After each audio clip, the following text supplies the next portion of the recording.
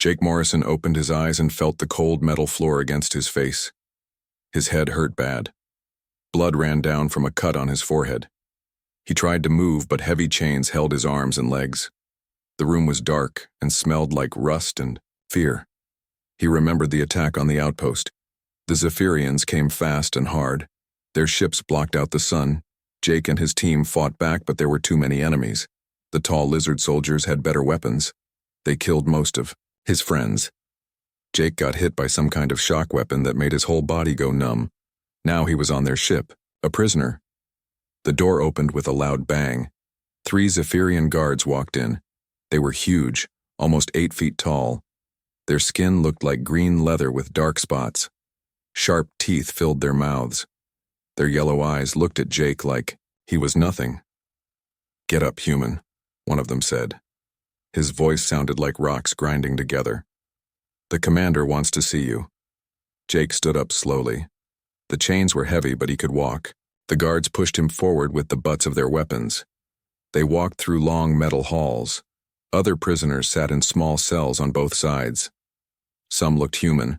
Others were strange alien creatures Jake had never seen before. They stopped at a big room. Commander Vextar sat behind a metal desk. He was bigger than the other Zephyrians. Scars covered his face and arms. His yellow eyes burned with hate when he looked at Jake. "So this is a human soldier," Vextar said. He got up and walked around Jake.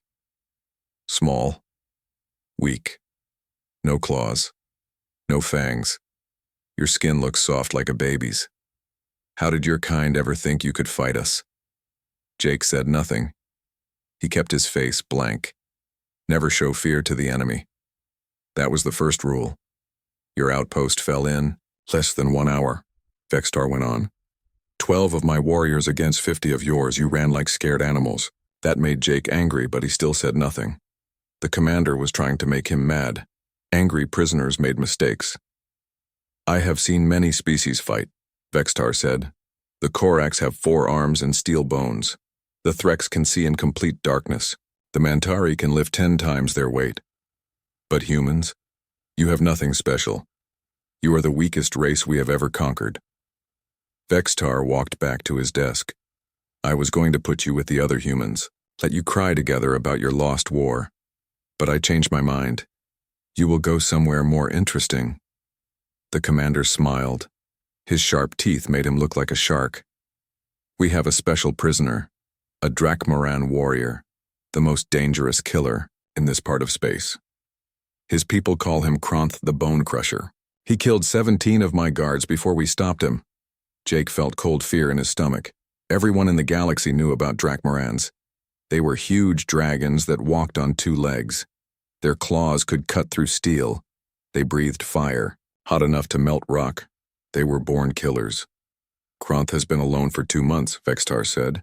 He is hungry, angry, bored. I think he will enjoy playing with a soft little human before he eats you." The guards laughed. It sounded like dogs barking. "Take him to cell block 7, Vextar ordered. "Remove his clothes. Give him prison rags. I want the dragon to smell his fear." They dragged Jake to another part of the ship. This area was different. The walls were thicker. The doors had more locks. Red warning signs covered everything. They stopped at the biggest door Jake had ever seen. It was made of some kind of black metal with glowing blue lines running through it. "This is it, human," one guard said. "Your new home. Try not to die too fast. The commander likes to watch the security feed." They took off Jake's uniform and boots. They gave him thin gray clothes that barely kept him warm. Then they opened the huge door. The room beyond was dark and quiet. One guard pushed Jake inside. "Have fun," he said. The door slammed shut. Heavy locks clicked into place. Jake was alone in the darkness. He stood still and listened. Somewhere in the black room something was breathing. Deep, slow breaths, like a sleeping giant. Jake's eyes slowly got used to the dark. The room was huge, maybe 30 feet wide and just as long. Thick chains hung from the walls. Then Jake saw him. Kronth sat against the far wall. He was the biggest living thing Jake had ever seen. 12 feet tall, even sitting down. His body was covered in black scales that looked like armor. Huge muscles moved under his skin. Claws longer than Jake's fingers clicked against the floor. His head was like a dragon from old Earth stories, but with smart golden eyes that watched everything. The Drakmaran was awake. He had been watching Jake from the moment the door opened. "Another prisoner," Kronth said. His voice was deep like thunder. "A human this time. The Zephyrians must think this is funny." Jake stayed near the door. "They said you would kill me." "They say many things," Kronth replied. "Most of them are lies." The dragon warrior studied Jake with those burning gold eyes. "You are a soldier. I can tell by how you stand, how you watch the room, how you keep your hands ready. But you are not afraid." "Being afraid won't help me survive," Jake said. Kronth made a sound that might have been laughter. "True words, small human. Fear is a tool. Use it or it uses you." He shifted position and his chains rattled. "What is your name, soldier?" "Jake." "Morrison, Lieutenant, Terran Federation Marines. I am Kronth, war leader of the 7th Drakmaran Fleet before they captured me." The dragon's eyes glowed brighter. "Tell me, Jake Morrison, what do you know about my people?" Jake thought carefully before answering. "You're warriors, strong fighters. Honor means everything to you. You don't give up." "Good. And what do the Zephyrians think they know about humans?" "They think we're weak, soft, that we only win fights because of our technology." Kronth nodded slowly.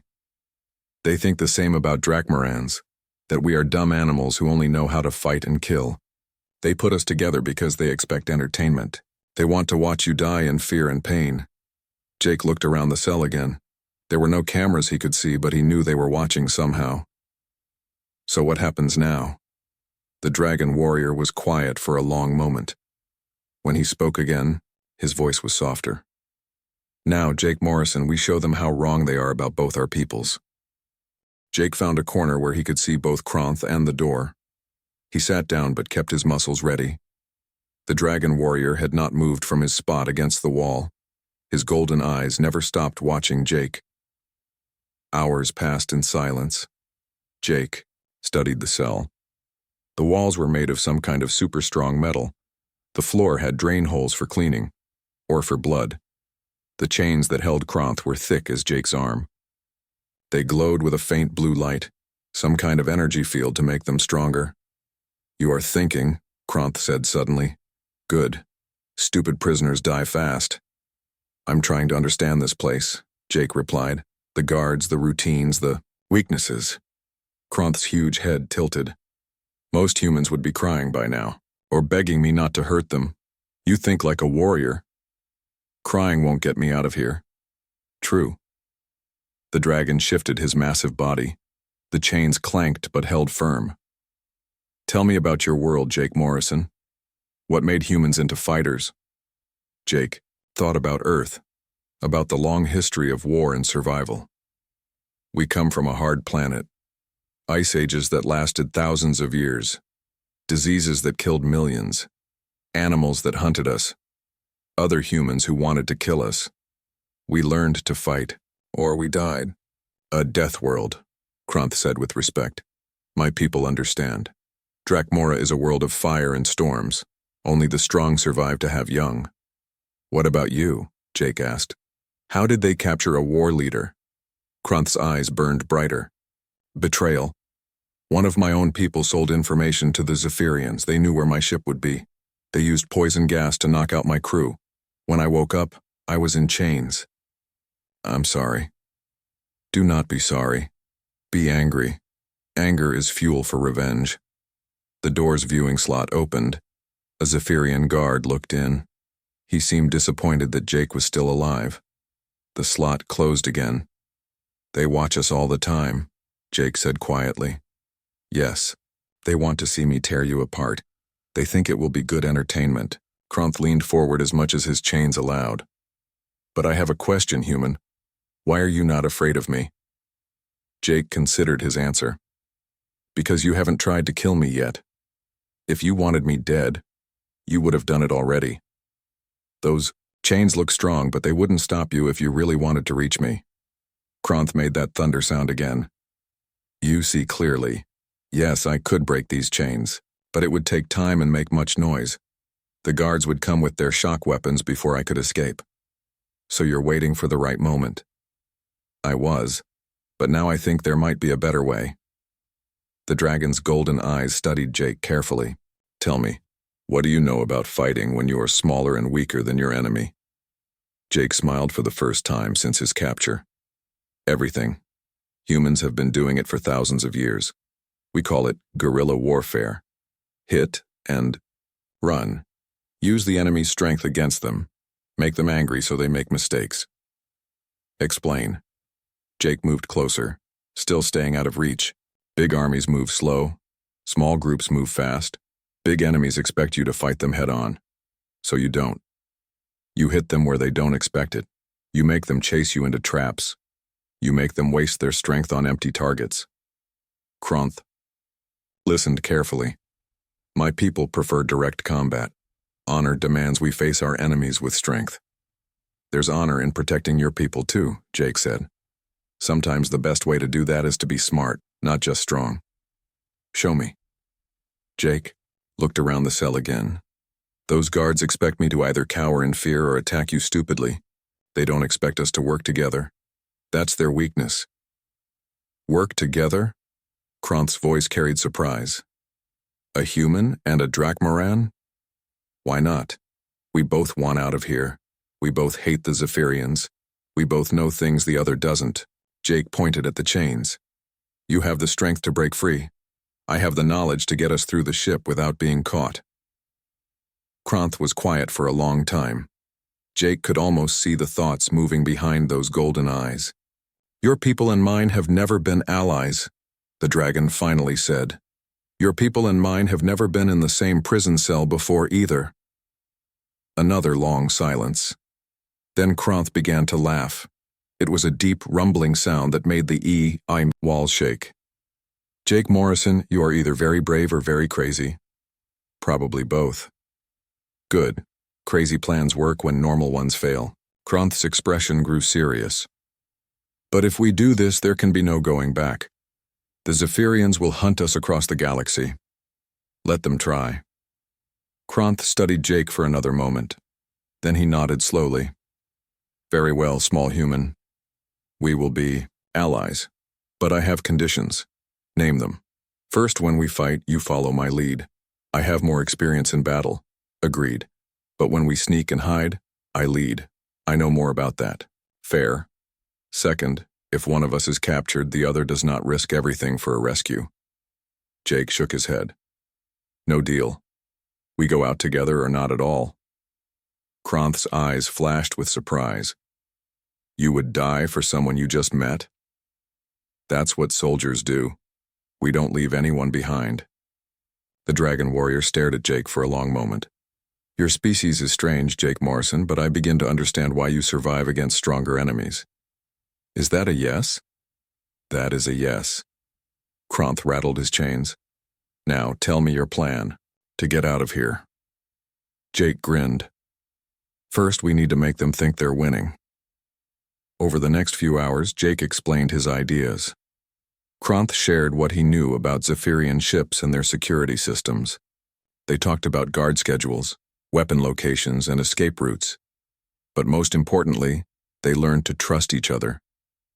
The human soldier and the dragon warrior found they had more in common than either expected. Both were leaders. Both cared more about their people than themselves. Both had been underestimated by enemies who saw only what they wanted to see. When the guards brought their daily meal of thin soup and stale bread, they saw exactly what they expected. A frightened human huddled in one corner, a chained dragon, glaring at him with hungry eyes. They had no idea that behind those careful masks, two of the galaxy's most dangerous warriors were planning their revenge. 3 days passed. Commander Vextar grew more angry each time he checked the security feeds. The human was still alive, still breathing, still taking up space in his prison ship. He stormed down to cell block 7 with 4 guards behind him. The huge door opened with a loud clang. Vextar stepped inside, his yellow eyes burning with rage. Why is the human still alive? He demanded, staring at Kronth. The dragon warrior looked up from his spot against the wall. Jake sat in the far corner, trying to look small and scared. It was not hard to pretend. Vextar was big and mean and carried a weapon that could kill, with one shot. Maybe the great commander should come closer and ask again, Kronth said. His voice was calm but dangerous. Vexitar's hand moved to his weapon. Do not test me, beast. I could kill you both right now. But you will not, Kronth replied, because then you would have no entertainment. No show for your crew to watch. The commander's face turned darker green. He was angry, but Kronth was right. The other prisoners were boring. They just sat and waited to die. But this cell had promise, a human and a dragon together. It should have been violent and bloody by now. Perhaps you need motivation, Vextar said. He nodded to his guards. Cut the human's food in half, and lower the temperature 10 degrees. Cold makes prey move faster. Jake shivered.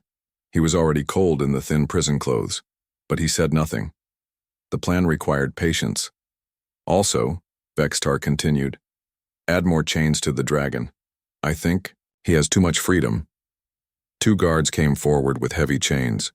They were careful to stay out of Kronth's reach while they attached new restraints to his arms and legs. The dragon let them do it. He could have grabbed them both and broken their necks, but that would ruin everything. There, Vextar said with satisfaction. Now you are both properly motivated. I expect results soon. The Zephyrians left. The door slammed shut. The locks clicked into place. Jake waited until he was sure they were gone. Then he moved closer to Kronth. Are you hurt? He whispered. The new chains are tighter, Kronth replied quietly. But they will not stop me when the time comes. Good, because I think that time is coming soon. Jake had been busy during the 3 days. While pretending to cower and sleep, he had been studying everything. The guard schedules, the camera positions, the sounds of the ship around them. He had also been working on something else. In the corner where he slept, there was a loose piece of metal in the wall. It was small, maybe the size of his thumb, but sharp. He had been working it free bit by bit when no one was watching. The guards change shift every 8 hours, Jake explained. But there is a 15-minute gap when the new guard is getting his orders and the old guard is heading to his quarters. 15 minutes is not much time, Kronth said. It is enough. The night shift only has 1 guard watching this block. He sits in a room 50 feet down the hall. If we can get out of the cell quietly, we can reach him before he can call for help. Kronth nodded. And then? Then we make them think we are somewhere else while we do the real work. Jake pulled out the piece of sharp metal. He had wrapped one end with torn fabric to make a handle. It was not much of a weapon, but it was sharp enough to cut. I have been listening to the ship, Jake continued. There are 3 important places we need to reach. The communication center, the power control room, and the weapon systems. Why those places? Communications so they cannot call for help. Power control so we can shut down their lights and gravity. Weapons so they cannot fight back. Jake grinned. We are going to turn their own ship against them. Kronth's golden eyes glowed with approval. You think like a true warrior, Jake Morrison. But how do we get past their security? That is where your knowledge comes in. You said you studied Zephyrian ship designs when you were a war leader. Yes. Know your enemy's tools as well as your own. So you know where those systems are located? Kronth closed his eyes and thought. Communications will be near the bridge, 2 levels up. Power control is in the center of the ship, 1 level down. Weapons control is also near the bridge. Perfect. We hit power first, then communications, then weapons. In the dark and confusion, they will not know what is happening until it is too late. A good plan. But you forget one thing. What? How? Do we get out of this cell without them knowing? Jake smiled and pointed to the loose metal piece in the wall. I have been working on that too. The wall panel is almost free. Behind it is a maintenance shaft that leads to the air system. We can crawl through and come out in the guard room. Kronth stared at the small hole Jake had been working on. You will fit through that space, I will not. You do not need to. Once I am in the guard room, I can open the cell door from the control panel. Then we both go together. And if you are caught in the shaft? Jake's face grew hard. Then you break these chains and fight your way out. At least one of us will be free. Kronth was quiet for a moment. Your plan has many risks. All good plans do. The question is, are you ready to take those risks? The dragon warrior looked at his chains, then at the door, then at Jake. I have been ready since the day they captured me. But Jake Morrison, if we do this thing, the Zephyrians will never stop hunting us. Good. Let them come. They wanted to see what happens when you put a human in a cage with a dragon. They are about to find out. Kronth's laugh rumbled through the cell. You are right, small human. They made a mistake. They thought they were throwing you to a monster. Instead, they gave a monster a teacher, and they gave a teacher claws and fire, Jake replied. Outside their cell, the guards continued their boring rounds. They had no idea that their two prisoners were no longer thinking about escape. They were thinking about revenge. The Zephyrians had wanted entertainment. Soon they would have more excitement than they could handle. The ship's night cycle began at exactly 2200 hours. Jake had been counting time for days. The lights dimmed to almost nothing. Most of the crew went to sleep or rest. Only a few guards stayed awake to watch the prisoners. Jake waited until 0300 hours, the quietest time. When even the guards got sleepy and stopped paying attention, he crawled to his corner and began working on the loose wall panel. The sharp metal piece cut through the last bits holding it in place. Finally, it came free. Behind it was a dark shaft just big enough for a person to crawl through. Time to go, Jake whispered to Kronth. The dragon warrior nodded. Be careful, small friend.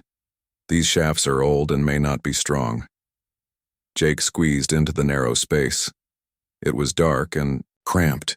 He could barely move forward. The metal walls pressed against his shoulders. Every sound seemed too loud. He tried to breathe quietly and crawl slowly. The shaft led upward, then turned left. Jake followed it by feel in the complete darkness. His hands found pipes and wires, running along the walls. The air smelled like oil and metal dust. After what felt like hours but was probably only minutes, Jake saw light ahead. A grate covered the end of the shaft. Through it, he could see the guard room. One Zephyrian guard sat at a control desk. He was reading something on a screen and did not look toward the grate. His weapon lay on the desk next to him. Perfect, Jake used his metal piece to quietly loosen the screws holding the grate. They were old and came out easily. He pushed the grate aside and slipped out of the shaft. The guard heard nothing. Jake landed softly on his feet behind the alien's chair. He moved like a shadow. Years of military training had taught him how to walk without making sound. The guard never knew what hit him. Jake wrapped his arm around the Zephyrian's thick neck and squeezed. The alien struggled for a few seconds, then went limp. Not dead, just unconscious. Jake grabbed the guard's weapon and access card. Then he found the cell controls. The screen showed all the prison cells in the block.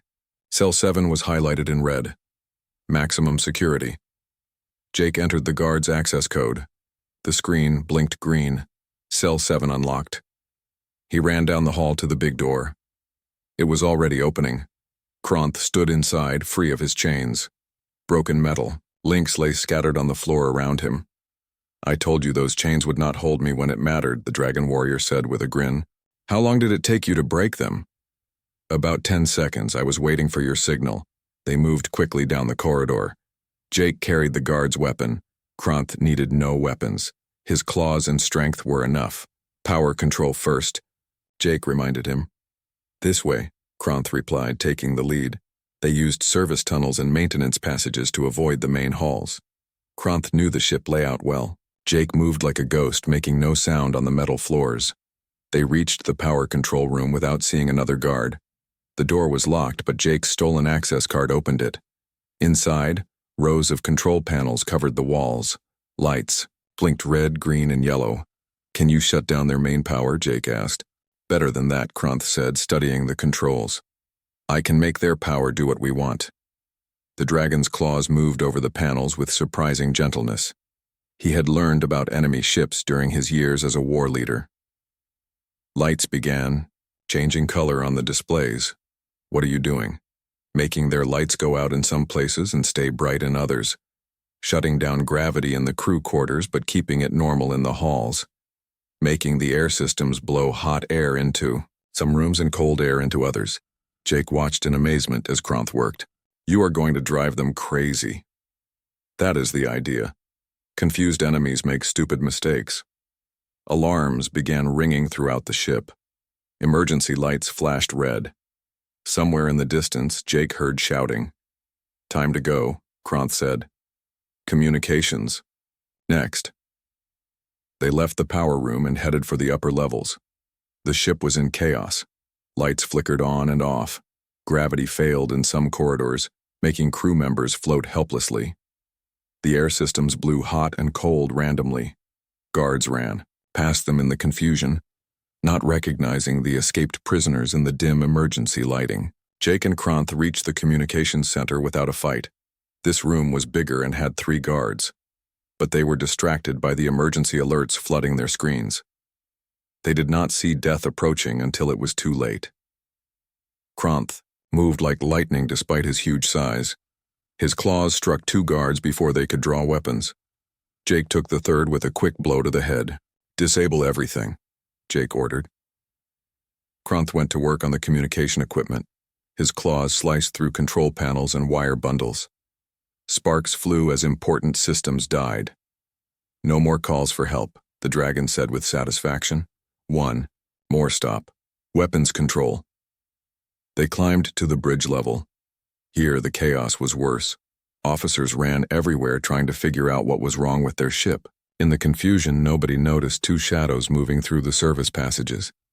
The weapons control room was right next to the main bridge. Through the walls, they could hear Commander Vextar shouting orders at his crew. Find those prisoners. Search every room. How did a human and a chained dragon escape maximum security? Jake and Kronth looked at each other and grinned. Should we tell him? Jake whispered. Let it be a surprise, Kronth replied. The weapons room had only 1 guard. He was trying to target the ship's guns at something outside, probably thinking they were under attack. He never saw Kronth coming. With the guard unconscious, Kronth began destroying the weapon controls. His claws cut through everything important.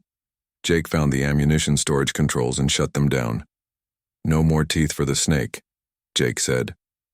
Suddenly, the door burst open. Commander Vextar stood there with 6 guards behind him. His yellow eyes burned with rage when he saw his escaped prisoners. Impossible, he roared. You were in maximum security. Were being the important words, Jake replied, raising his stolen weapon. Vextar's face twisted with fury. Kill them both, now! The battle for the ship was about to begin. The weapons room exploded into violence. 6 Zephyrian guards rushed forward with energy weapons blazing. Jake dove behind a control panel as bright beams cut through the air where he had been standing. Kronth roared and charged straight at them. The dragon warrior moved faster than anything that big should be able to move. His claws caught the first guard across the chest, sending the alien flying into the wall. The second guard got his weapon halfway up before Kronth's massive fist crushed his skull. Jake rolled out from cover and fired his stolen weapon. The energy beam hit a third guard in the shoulder, spinning him around. Jake fired again, and the guard dropped. Commander Vextar pulled out a bigger weapon than the others. Carried. It hummed with dangerous power. He aimed it at Kronth's back while the dragon was fighting 2 guards at once. Behind you, Jake shouted. Kronth spun around just as Vextar fired. The energy beam hit the dragon in the chest and knocked him backward. Smoke rose from burned scales, but Kronth kept moving. The blast that should have killed him only made him angrier. Impossible, Vextar hissed. That weapon kills anything. Good thing I am not just anything, Kronth growled. Jake flanked left while Kronth charged straight ahead. The last 2 guards tried to watch both threats at once and failed. Jake's weapon dropped one. Kronth's claws finished the other. Now only Commander Vextar remained. The Zephyrian leader backed toward the door, his weapon swinging between Jake and Kronth. His yellow eyes showed fear for the first time. You cannot escape, he said, trying to sound brave. This ship has a crew of 200. They will hunt you down. Let them try, Jake replied. Your communications are dead. Your weapons are broken. Your power systems are under our control. What exactly are they going to hunt us with? Vextar's face turned darker green. Even if you take my ship, the Empire will send others. You will never be safe. Kronth stepped closer, his golden eyes burning. The Empire should have thought of that before they threw a human soldier into a dragon's cell. We wanted to see you kill him, Vextar shouted. You were supposed to tear him apart for our entertainment. Instead, you gave me a teacher, Kronth said. And you gave him claws and fire. Jake moved to block the door while Kronth advanced on the commander. Vextar raised his weapon, but his hands were shaking. He knew he was beaten. Surrender, Jake offered. Order your crew to stand down and nobody else has to die. Never, Vexitar screamed. He fired his weapon at Jake. Jake was already moving. The energy beam missed by inches. Before Vexitar could fire again, Kronth was on him. One massive claw knocked the weapon from the commander's hands. Another grabbed him by the throat and lifted him off the ground. You wanted to see a monster, Kronth said quietly. Here I am. But instead of killing Vextar, Kronth simply squeezed until the commander passed out.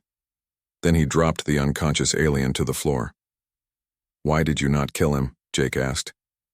Because you are teaching me new ways to win, Kronth replied. A dead enemy cannot order his crew to surrender. They dragged Vextar to the bridge. The other officers stopped shouting orders when they saw their unconscious commander being carried by the escaped prisoners. Fear filled their eyes as they looked at the human and dragon standing together. Jake found the ship's communication system and turned it on. His voice echoed through every speaker on the vessel. Attention, crew of the Zephyrian prison ship. This is Lieutenant Jake Morrison of the Terran Federation. Your commander is our prisoner. Your weapons are disabled. Your communications are cut. Your power systems are under our control. He paused to let that sink in. You have two choices. Surrender now, and you will live. Keep fighting, and you will join your commander in a cell. Kronth leaned over the microphone. This is Kronth of the Drakmaran fleet.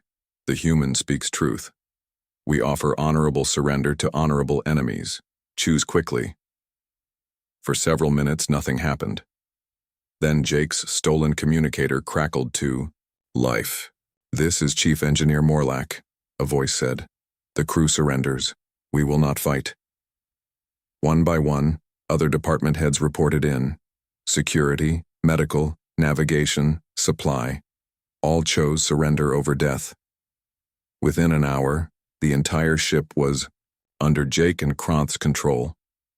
The crew sat in the cargo bays under guard.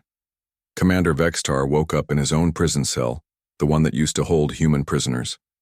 Jake managed to repair enough of the communication system to send a message to the Terran Federation fleet. Help was coming. So was a rescue ship for Kronth to return to his people. But the most important message had already been sent, not through space, but through the galaxy's networks of traders, travelers, and survivors. The story spread quickly. How the Zephyrians had tried to humiliate a human by throwing him into a cell with their most dangerous prisoner. How that human had turned the dragon into an ally instead of an enemy. How together they had taken over an entire warship with nothing but courage, brains, and teamwork. Other species began to look at humans differently, not as weak creatures who needed technology to survive, but as the kind of people who could make friends with monsters and turn prisons into weapons. 6 months later, Jake stood on the bridge of a Federation cruiser, watching a joint human Drakmaran fleet patrol the border systems. The war with the Zephyrians was ending not through conquest, but through negotiation. Other species were joining the alliance between humans and dragons. Kronth's voice came over the communication channel from his own ship. Jake Morrison, my friend, do you think our captors learned their lesson? Jake smiled as he looked at the mixed fleet of human and Drakmaran vessels. I think they learned never to underestimate what happens when you put natural enemies in the same cage, or what happens when those enemies decide they would rather be friends. The Zephyrians had wanted to show that humans were weak. Instead, They had proven that humanity's greatest strength was not in their weapons or their technology, but in their ability to turn anyone into an ally, even dragons.